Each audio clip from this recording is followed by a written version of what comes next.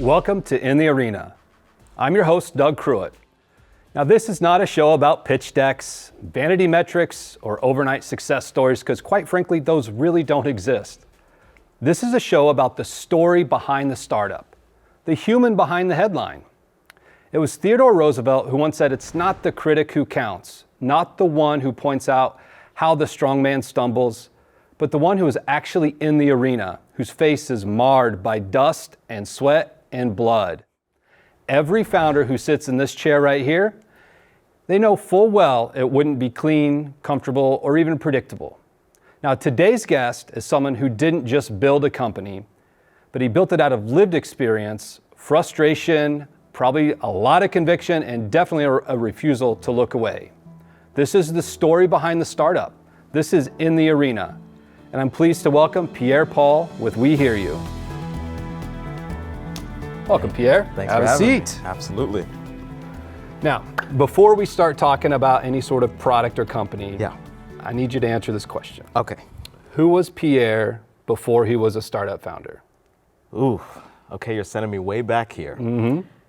Pierre, before he was a startup founder, he was born in Minas Gerais, Brazil, and he grew up in Guyana, a small third world country on the top coast of South America. And as a child, he knew that his parents were working really hard to provide. Mm-hmm. So his dad went to the United States to pursue a PhD in plant pathology and work in agriculture. And he needed to raise enough money to bring myself, my mother, my siblings from South America to the United States.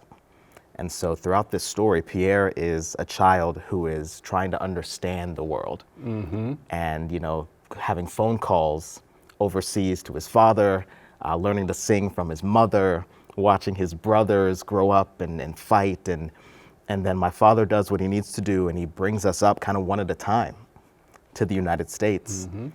And then that begins the journey of Pierre as a youth.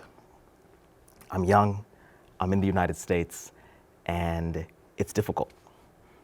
It is difficult because we came to the US a little bit after 9/11. So the perception about foreigners, just in general, wasn't very positive. Mm-hmm. And so, my parents had a strong accent, but they spoke English beautifully. I only spoke Portuguese. Wow.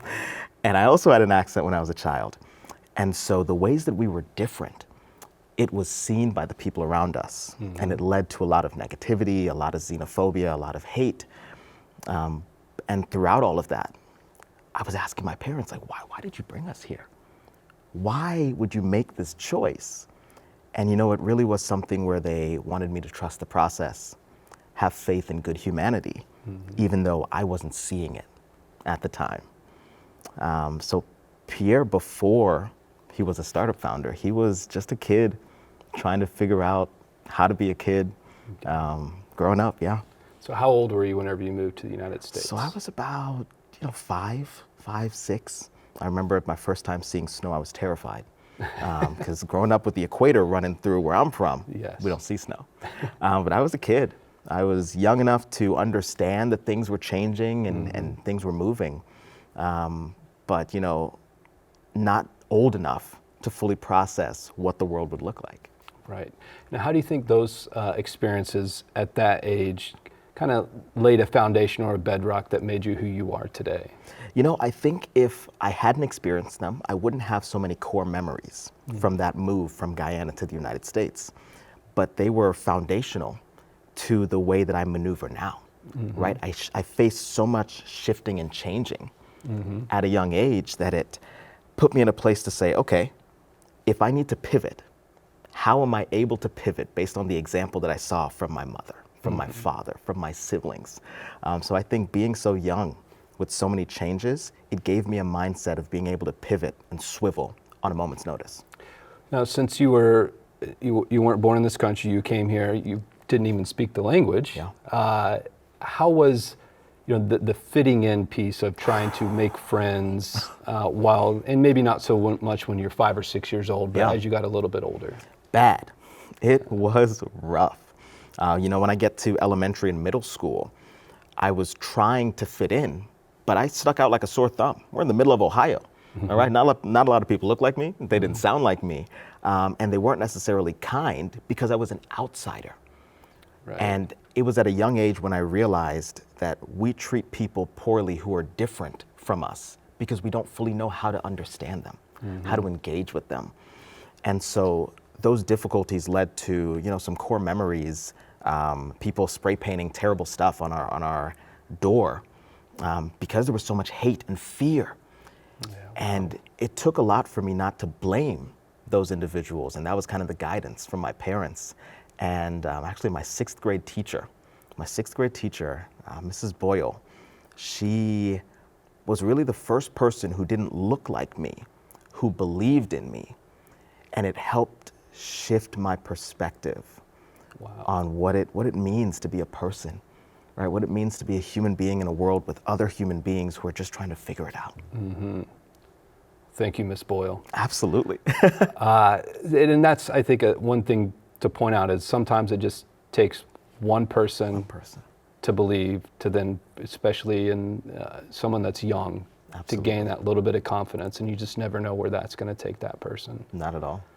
So as you're going through school and you're starting to fit in, now clearly right now I think all the viewers would probably agree you're very eloquent with your words. I appreciate it. And was that an intentional, like a practice that you focused on it so much? Yeah, so I actually view it as kind of an obsession. When we came to the US and the school system was like, if he doesn't learn English, we're gonna hold him back. My parents were like, no more telenovelas, no more Portuguese Power Rangers, English. Because English was spoken beautifully by all of my siblings, by my parents, but I, as the youngest one, Portuguese was what I picked up. And I was learning that. And so I became obsessed with English because I knew that I was losing a part of myself when I had to lose Portuguese. And so I said, if I was going to miss this section of myself, I was going to master English in a way that had never been seen before.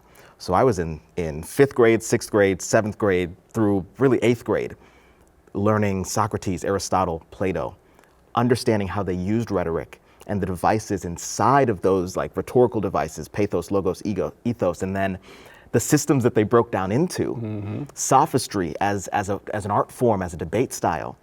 I was obsessing over it because I wanted to eloquently articulate what I felt when I came to America, what it feels like to be here, and how it might feel for others who haven't found that voice, who don't have that skill of rhetoric.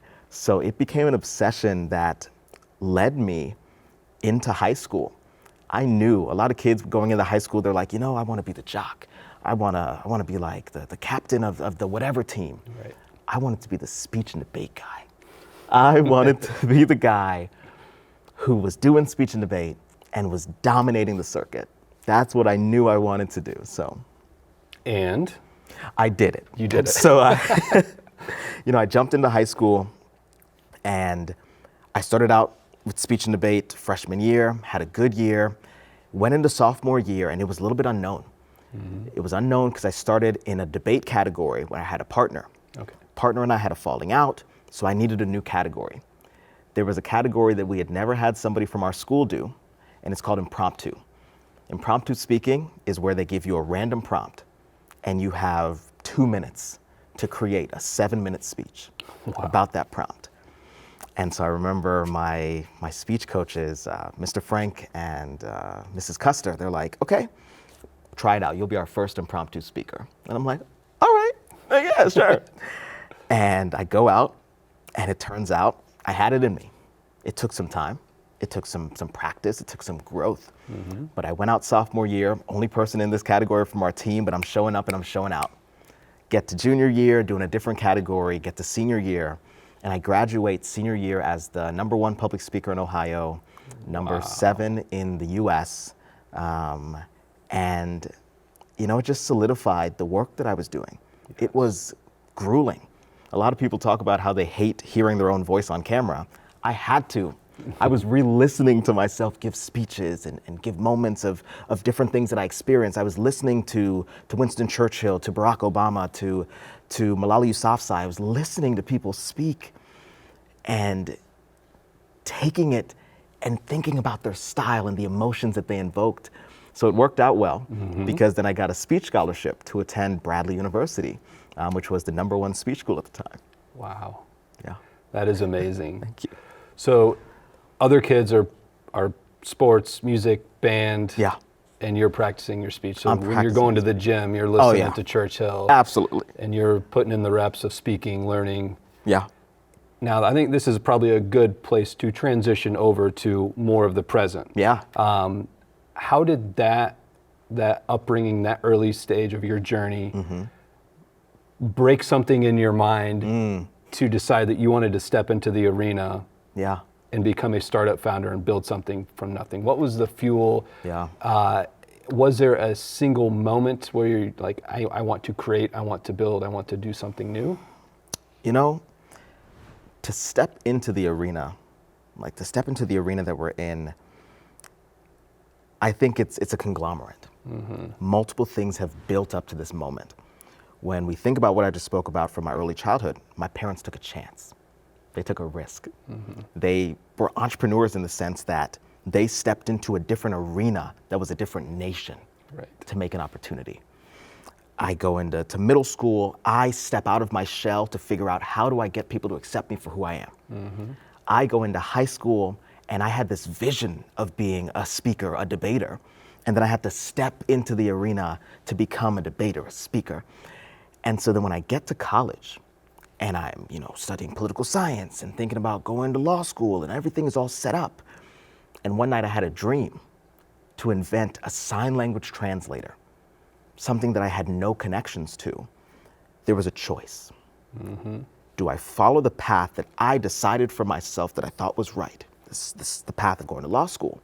Or do I take a chance and trust divine intervention, divine timing? And step into this unknown arena. And here we are now in the present, knowing that arena is what leads us here.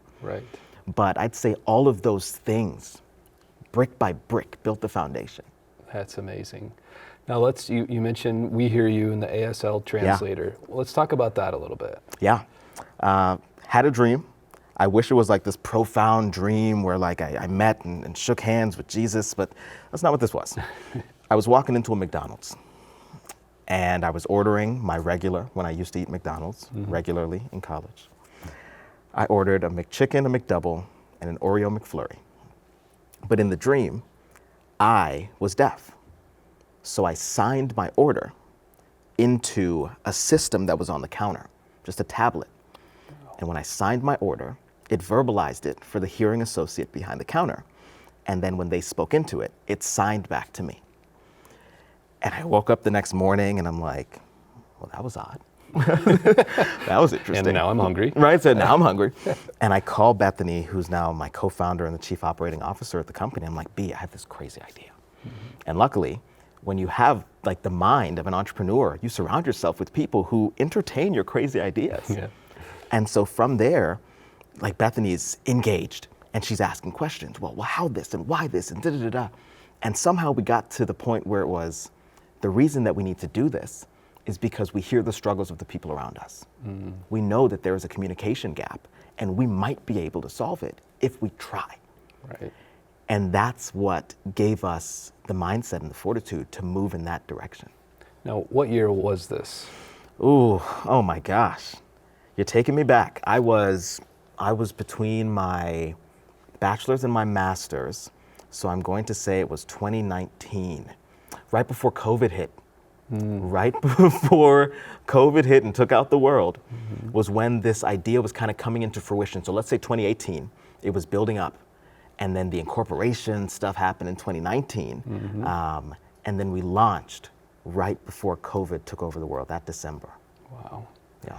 Now, where does that product lie today? Tell me about that specific part of your business. Yeah, so that section of the business, we had such a phenomenal run. We did a pilot with Air Emirates in Dubai, and we were taking it to different parts of the US and just testing it out and learning with the deaf community, building, understanding the plight and why it wasn't right when we first built it. And so right now that one is pending an exit. That's as much as I can say as of right now. But that one is pending an exit to a deaf-owned team. And we're very excited about that opportunity. Congratulations on Thank you that. so much. Thank you. Exiting the arena on one, Yep. but you've got that buzzword of a pivot, or this may be an evolution, Absolutely. a continuation of a dream. But tell us what you're working on now. Yeah, so it really is a continuation in a different lens. While the sign language translator was being developed, we were recognizing how inaccessible Bradley's campus was. Right? Love Bradley University. They've taken so many steps to grow and be better. But we're working on campus. We have friends on campus. We're carrying books on campus, and doors suck everywhere, right? And we just happen to narrow in on the doors on campus. And so we were talking as a team, and I had this idea for like a James Bond kind of like device that you can like talk into, or like you press your chin on it and it opens doors for you. Don't know where to place it, right? I'm on a podcast with Cardin Wyckoff, who is a cherished member of our team, and we're talking. We had just met. We met taking a class at Cornell online, and I was like, hey, your last name is the building that I'm a hall director in. Is there any relation? And she was like, oh yeah, my great somebody actually is the one who put the funding in. And I'm like, wow, whatever, like that's so wild. And so we're on the podcast, and I'm telling Cardin about this idea that I have, and she kind of stops the podcast, and she's like, Pierre, I'm challenged with doors every single day because I have muscular dystrophy, and human kindness doesn't come as frequently as you would think. And when she said that, it blew my mind. Wow. Because we live in a world where you see people hold the door, right? You want people to escort grandmothers across the street. But she said that, and then we got building a system that could open doors. And so now we're working on the Hero Door Opener, a device that can make virtually any door automatic in less than 15 minutes. That's amazing. So we're gonna dive into the Hero Door Opener a little bit. So one question. Yeah. Tam Sam Sam. How many doors are there in the world? Oh man, I'll have to send you the clip. I just did a little interview where I said Tam Sam Sam is probably the most overrated. Yes, it is. But fair question. About 42 billion doors around the world. Okay. Right, and so you might have seen the question where it's like, are there more doors than windows? I'm saying doors. I'm saying there are more doors, but there are a lot of doors. Right, there are a lot of doors around the world because every single building has an exterior door. Then you walk in, and there are multiple interior doors. So we're saying 42 billion roughly around the world. Well, hopefully that comes up in a trivia night sometime soon. Oh yeah, you got it. Get it. I appreciate that. So this is taking doors that exist that currently are not accessible to turn them into an automated door that will open. Absolutely. Pressing a button or an app. Absolutely. You can use voice activation on the app. We just got it Alexa compatible. You can use a regular wall button. You can use a fob that you put on your keychain. And so I want you to imagine all the doors that you walk through every single day. I want everyone to. Yeah. And you think about the hotel. You walk into a hotel, you have all your luggage with you. You're trying to like kick the door after you hit it with your elbow and try to push through. We want a world where you tap the key card, the door automatically opens. Right? We want a world where if you want your bedroom door to be automatic, you can. If you break your leg and you need your garage door now to be automatic, we can make that happen without having to break the bank. Wow. So how do we turn a normal door, say a bedroom door in somebody's house or a door on college campus, how do you turn that into an automatic door without installing a bunch of wires and what I imagine would be a pretty expensive, time-consuming thing? Absolutely, right? So if you're trying to make a door automatic, it's going to cost anywhere from $5,000 to $10,000 to $30,000 depending on the type of door, whether it's sliding, telescoping, revolving, etc. And then the hardwiring. If you want to do it in a way that is more robust, you use the Hero Door Opener, right? Which, we have it right here on the door. And what sets it apart is that it's portable, it's lightweight. Currently, to our knowledge, the lightest in the world at 5.8 pounds. Okay. And we created an over-the-door hang. So if you imagine like the shoe racks that you might have had at home where you kind of like hang it there and like you put your shoes inside of the little pouches, we did that, but with the Hero Door Opener.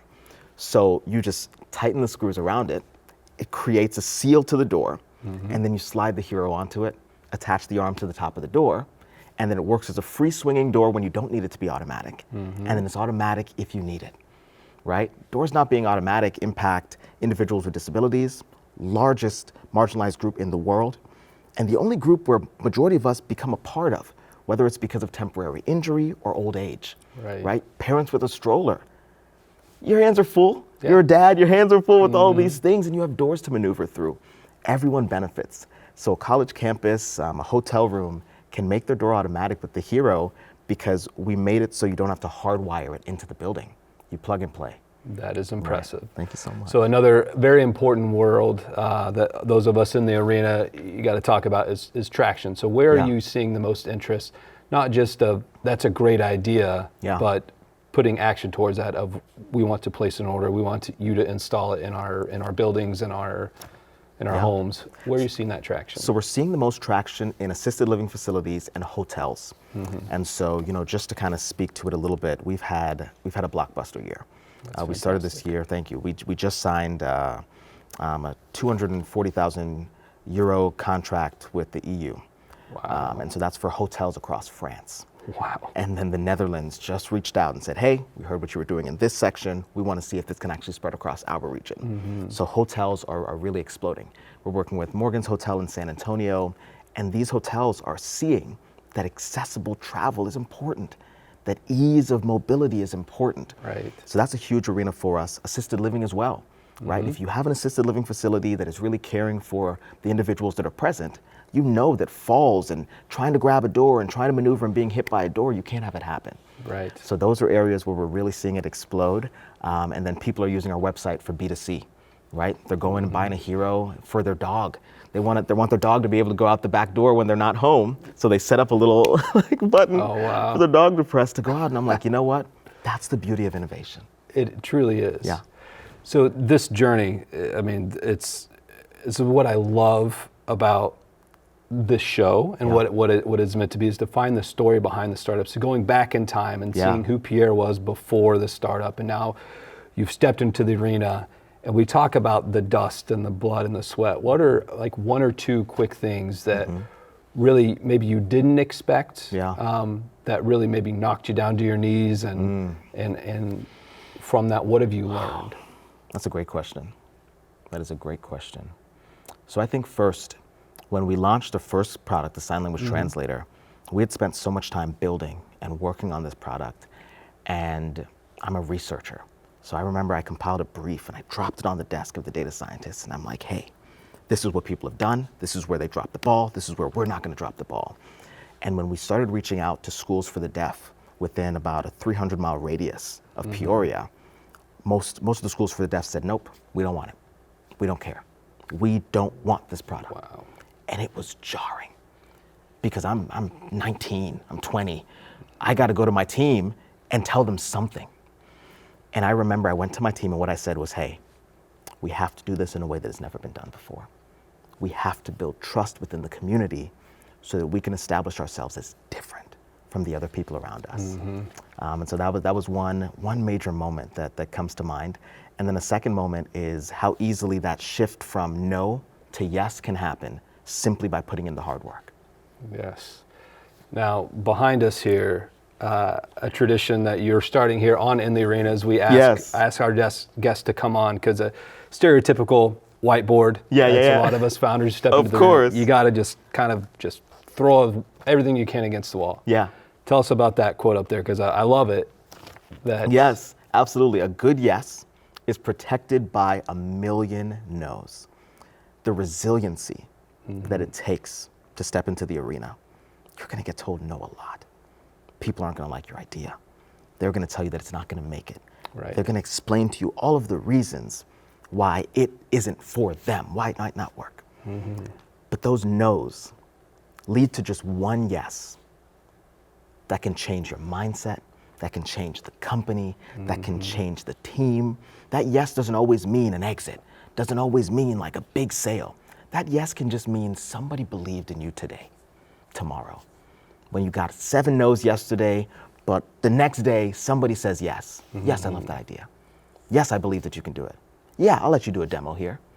And so that quotation drives our team in so many different ways. I love that. If you were to say in one to two words, I'm going to limit you 1 to 2 words. How would you sum up your journey thus far? Beautiful chaos. I love that. Beautiful chaos. Beautiful chaos. Yeah. Fantastic. Well, I appreciate you coming on, stepping into the arena, telling us your story behind the startup. Yeah. We hope that other founders out there will learn from what you've done and been able to accomplish, and best of luck moving forward. Thank you so much. Now, what I love about Pierre's story isn't just what he's building, it's why he stayed in the arena when it would have been easier to walk away. The person in the arena isn't perfect. He or she doubts. He or she bleeds. They get it wrong sometimes. But they show up anyway, again and again, and service as something bigger than him or herself. Now, if you see a founder out in the wild and it feels appropriate, go give them a hug. Seriously, there's a chance that they need it more than they'll ever admit. Join us next month as we step back into the arena with another founder daring greatly and choosing effort over comfort so that their place shall never be with those cold and timid souls who know neither victory nor defeat.